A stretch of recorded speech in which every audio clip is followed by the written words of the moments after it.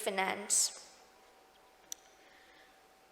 We have amongst us the guest speaker, Mr. Milan Parekh, who is the co-founder and managing director of Jainam Broking Limited. Sir, please come on to the dais and grace us with the knowledge. Thank you.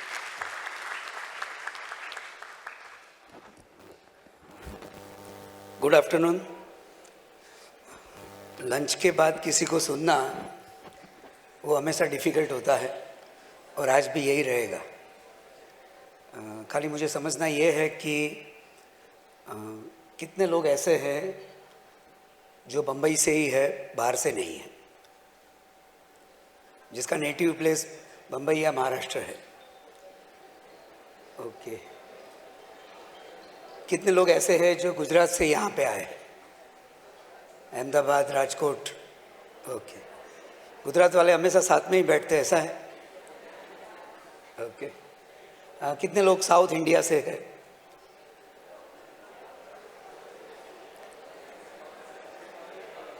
कितने लोग north से हैं? और कौन कौन लोग हैं जिन्होंने अभी तक कहीं भी हाथ ऊपर नहीं किया है?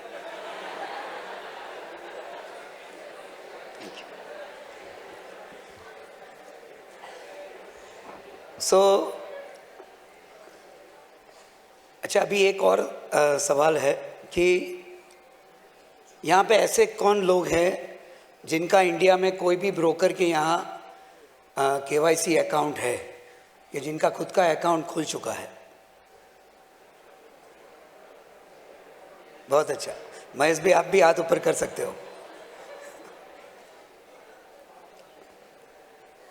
ऐसे कौन लोग हैं जिन्होंने लाइफ में डेरिवेटिव्स में या फ्यूचर या ऑप्शंस में एक भी ट्रेड किया है? क्या बात। ऐसे कितने लोग हैं जिन्होंने डिजिटल करेंसी या बिटकॉइन या इसमें काम किया हो? गुड। अच्छा, ऐसे कितने लोग हैं जिन्होंने लाइफ में कोई इन्वेस्टमेंट नहीं किया है, कोई ट्रेडिंग नहीं किया है, कोई चीज़ नहीं समझते हैं? बहुत बड़ा।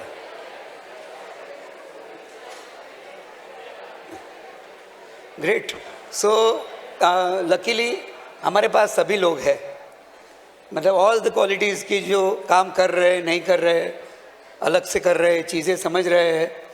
पर मैं यहाँ पे एक चीज़ की मैं आपको दाद देता हूँ कि इंस्पाइट ऑफ आज आप नरीमान पॉइंट पे कहीं और भी जा सकते थे, पर आप यहाँ आके अपना टाइम स्पेंड कर रहे हो, तो फ्रेंकली बताऊँ ये एक इन्वेस्टमेंट है। मैं मेरी बात करूँ तो मैंने मेरे पहला लाइफ का IPO मैं जब 10th स्टैंडर्ड में था तभी मैंने भरा था मेरे पापा के नाम। तो तब से मुझे ये स्टॉक मार्केट का एनवायरनमेंट था और कुदरत ने अच्छा रास्ता दिया और लकीली आज हम यहाँ पे हैं। पर एक चीज़ हमको नहीं पता है कि यहाँ से बैठा हुआ कोई एक बंदा 15 साल के बाद, 20 साल के बाद यहाँ स्टेज पे आके कोई चीज़ बोलता होगा या किसी को कोई चीज़ सिखाता होगा, और हमको नहीं पता है। और एक चीज़ बहुत क्लियर है कि आप ये अर्थ पे आए हो ना तो कोई पर्पस से आए हो। ऐसा नहीं है कि आप पढ़ोगे, लिखोगे, जॉब करोगे या शादी करोगे, बच्चे को बड़े करोगे और वापस चले जाओगे, ऐसा नहीं होगा। वो श्योर है कि आप कुछ करके जाओगे, क्योंकि कोई पर्पस है, इसलिए आप आज यहाँ पे हो। और हम चाहते हैं कि ये अंदर का जो एंटरप्रेन्योरशिप है ना, वो आप कंटिन्यूस रखिए, क्योंकि लाइफ में ऐसी सिचुएशन आएगी कि भाई छोड़ो, नहीं करना है, ये सही है। आफ्टर पढ़ाई के बाद बहुत अच्छी जॉब आपको ऑफ़र हो जाएगी, आप वहाँ चले जाओगे। 5 साल 10 साल के बाद जब आप EMI पे आ जाओगे, फिर आप जॉब छोड़ ही नहीं पाओगे। तो बेटर है कि शुरू से ही ये एनवायरनमेंट क्रिएट करें कि मुझे लाइफ में बनना तो एंटरप्रेन्योर ही है। लकीली इंडिया आज की डेट में एक ऐसा प्लेस है कि जहाँ से हम बहुत सी चीज़ कर सकते हैं। स्पेशली हम इक्विटी की बात करें तो बहुत ग्रोथ की हमारे पास जगह है, क्योंकि जगह इसलिए है कि हम बहुत नीचे हैं, तो यहाँ से बहुत ऊपर जाने का स्ट्रेट चांसेस भी है। वर्ल्ड भी हमको ऐसे देख रहा है। खाली प्रॉब्लम एक ही है कि पूरा वर्ल्ड ये मानता है कि इंडिया ग्रो करेगा, खाली इंडिया ही नहीं मान रहा है कि हम ग्रो करेंगे। बस खाली अपने को यही करना है कि अपने आप को ये मनाना है कि हम ग्रो कर सकते हैं, हम यहाँ से कुछ भी कर सकते हैं। तो ये एक बहुत अच्छी अपॉर्चुनिटी है। और स्पेशली देखो, हमारी कंट्री का एक जो सबसे बड़ी स्ट्रेंथ है वो आप लोग हो कि बहुत पूरे वर्ल्ड का यंग एज अपने यहाँ ज़्यादा है, तो यहाँ पे बहुत अपॉर्चुनिटी है। एक चीज़ बहुत क्लियर है कि आज दिल्ली में नरेंद्र भाई बैठे हैं कि कल कोई और बंदा बैठेगा, आपको कोई रोक नहीं पाएगा, क्योंकि कोई मैटर ही नहीं है कि भाई वहाँ पे कौन है। आप आपका ग्रोथ करने वाले ही हो। हाँ, स्पीड में श्योर इम्पैक्ट आएगा, फॉर श्योर। क्या स्टेबल गवर्नमेंट है तो बहुत इजीली मार्केट चलता है, जब वो नहीं होगा तो मूवमेंट आएगा। पर एक चीज़ क्लियर है, लोग बता रहे हैं, स्पेशली जो हमारे एरिया के लोग हैं, जो कॉन्स्टेंटली बताते हैं कि इंडिया का 10 साल बहुत अच्छा है। मैं भी यही मानता हूँ कि इंडिया का 10 साल बहुत अच्छा है, पर एक चीज़ श्योर है कि सीधा ऐसे नहीं जाएगा, कंटिन्यूस ऊपर नीचे आएगा, उसके बाद मार्केट ऊपर जाएगा। तो उस इन बिटवीन जो भी लोग थोड़े भी, अगर उनको इतना ट्रस्ट नहीं होगा ये मार्केट के ऊपर, तो आप बीच में निकल जाओगे।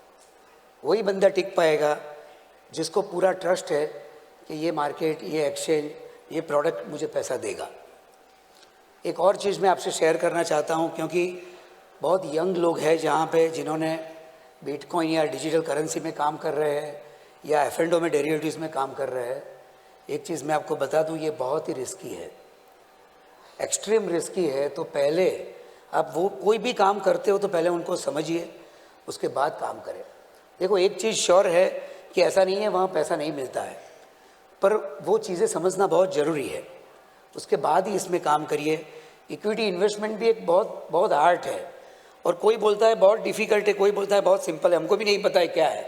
पर इतना तो श्योर है कि आप लंबे टाइम इन्वेस्टेड रहिए, वो एक बेसिक फंडा है। दूसरा एक फंडा ये है कि ये पैसा आपका खुद का होना चाहिए, या आपके पापा का होना चाहिए, या आपकी गर्लफ्रेंड का होना चाहिए।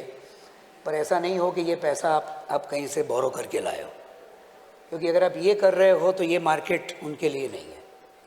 तो जो भी बंदा आज फंड बोरो करके करता है, उनको हम अभी से बता दें, जैसे सेबी ने एक डेटा डिक्लेयर किया कि 89% लोग डेरिवेटिव्स में लॉस कर रहे हैं। एक चीज़ मैं आपको बता दूं, जो लोग आज की डेट में मार्जिन ट्रेडिंग फंडिंग में इक्विटी इन्वेस्टमेंट कर रहे हैं through funding, through brokers funding, 5 साल 10 साल के बाद सेम हाल होना है उनका भी। जो बंदा SME IPO में आज की डेट में फुल फ्लेज काम कर रहे हैं, देखे बिना कि IPO कैसा है, उनका 3 साल के बाद यही हाल होने वाला है। तो एक चीज़ बहुत श्योर है कि ये मार्केट में पैसा कमाने वाले लोग हमेशा कम ही रहेंगे। और सच बात तो ये है कि 4% लोग के पास ही 96% पैसा है। तो ये हमेशा रहने वाला है कि पैसा हमेशा कम लोगों के पास ही होगा। आप तय करें आपको क्या करना है। पर एक चीज़ क्लियर है कि आप इन्वेस्टेड रहिए, खुद का पैसा डालिए। आपको नहीं समझ में आ रहा है तो आप म्यूचुअल फंड में इन्वेस्ट करिए। आपको अभी भी समझ में नहीं आ रहा है तो आप डायरेक्ट इक्विटी लेके भूल जाइए। पर मेरा एक सिंपल एडवाइस ये है कि कभी सिंगल स्टॉक, एक आइटम, 2 आइटम में इन्वेस्ट नहीं करें। बहुत रिस्क है। अगर वो आइटम नहीं चली, मान लो कि आप फ्लाइट में ट्रैवल कर रहे हो, बाजू में कोई कंपनी का प्रमोटर बैठा है और बोलता है ये चीज़ बाय कर लो, और आपने कर लिया, और कोई भी वजह से वो आइटम नहीं चली, तो आपका रिटर्न क्या होगा आप समझ सकते हो। तो कभी भी ये रिस्क नहीं लीजिए। आप हमेशा 15-20 स्टॉक्स उठाइए, उसको हिलाइए तक नहीं। और मेरा एक और रिक्वेस्ट है जो मैं हमेशा फॉलो करता हूँ कि कभी भी स्टॉक्स का प्राइस नहीं देखिए। आपको बहुत मन करता है तो पोर्टफोलियो का प्राइस देखिए, क्योंकि स्टॉक का प्राइस देखने से आपको मन आ जाएगा, बेच देते हैं। और हमारी ब्रोकिंग कम्युनिटी भी इसमें बहुत स्मार्ट है। हम भी आपको रोज़ कॉल करेंगे, भैया 100 रुपये का चीज़ आपने लिया है, अभी 140 चल रहा है तो बेच दो, तो आपका भी मन करेगा, बेच देते। पर प्रॉब्लम क्या है सर, जो 15-20 आइटम अपने बाय किए ना, इसमें 4 गधे हैं, 4 घोड़े हैं। अपने को नहीं पता है कौन सी चीज़ क्या है, हमने तो घोड़े समझ के ही लिए थे। पर 5 साल के बाद पता चलता है कि इसमें गधा कौन सा है, घोड़ा कौन सा है। और होता ये है कि मोस्ट ऑफ लोगों ने घोड़ा बेच दिया होता है और गधा अपने पास रह जाता है।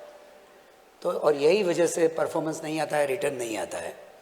तो मेरा एक सिंपल रिक्वेस्ट है, और कुछ समझ में ना आए आपको 1 लाख रुपया इक्विटी में इन्वेस्ट करना है, आप हर एक स्टॉक्स 5-5 हज़ार का लीजिए, आप बोल जाइए 5-10 साल 15 साल के बाद देखिए गारंटी रिटर्न होगा। इसमें से 4 आइटम 100% जीरो हो जाएगी, पर 4 आइटम आपको अच्छा परफॉर्म देगी। अभी आपको ये अगर क्वेश्चन आएगा कि तो जीरो वाली को बेच देना चाहिए ना, पर प्रॉब्लम यह है कि अपने को पता नहीं है कि कौन सी जीरो होने वाली है। तो आप सभी चीज़ को साथ में रखो, ये भी एक रास्ता है। पर 3-4 चीज़ें क्लियर है। डेरिवेटिव्स में अगर काम करना है उसको समझिए, सीखिए, उसका फंडा समझिए। ये बात एकदम सही है कि 89% लोग लॉस कर रहे हैं, पर सामने ये चीज़ भी सही है कि 100 रुपया अगर नुकसान करते हैं लोग तो 60 रुपया लोग कमाते भी है, क्योंकि 40 रुपया तो हम जैसे लोग ले जाते हैं, तो 60 रुपीज़ लोग कमाते भी है। पर ये क्वांटिटी हमेशा कम ही होगी, क्योंकि ये पूरी गेम क्वालिटी की है। तो यहाँ पे मैक्सिमम लोग कभी पैसा नहीं कमाएंगे। तो आपको ये समझना पड़ेगा, और कभी भी आप उसको चैलेंज ना करें भैया। आपको लगता है नहीं मैं बहुत स्मार्ट हूँ, मैं तो निकाल ही लूँगा पैसा, तो ऐसे हमने बहुत लोग देखे हैं जो लगते स्मार्ट ही है पर 10 साल के बाद वो होते नहीं है। और एक और चीज़ है मुझे हमेशा मैं समझता हूँ और मैं मानता हूँ कि आपके पास एक रास्ता ये भी है कि आप खुद ट्यूशन फी पे करके भी सीख सकते हो, और आप किसी और की ट्यूशन फी पे भी सीख सकते हो। अभी आपको तय करना है कि मुझे खुद पे करना है कि जो कोई और लोगों ने पैसा नुकसान किया है उससे मैं सीख लूँ। तो ये भी एक पॉइंट है। मेरे पास बहुत ज़्यादा बातें नहीं हैं, 3-4 चीज़ें, और मैं चाहता हूँ कि आप उसी पे फोकस करिए। और एक और चीज़ है जो मैं हमेशा लाइफ में शेयर करता हूँ कि आपको जो चीज़ पसंद है वही करिए। आपको लगता है मुझे ट्रेडिंग पसंद है तो वो करिए, पर विथ सर्टन अमाउंट, इससे ज़्यादा नहीं। आपको लगता है मुझे इन्वेस्टर बनना है तो वही करिए। आपको लगता है मुझे एंटरप्रेन्योर बनना है तो वही करिए। आपको लगता है मुझे जॉब ही करना है, मुझे नहीं स्ट्रेस में जाना है, तो वो भी आप कर सकते हो। पर एक चीज़ हमेशा श्योर है कि अगर आपको संडे पसंद नहीं है तो दोस्त बदल दो, मंडे पसंद नहीं है तो बिजनेस बदल दो। Thanks a lot for the giving time. Thank you.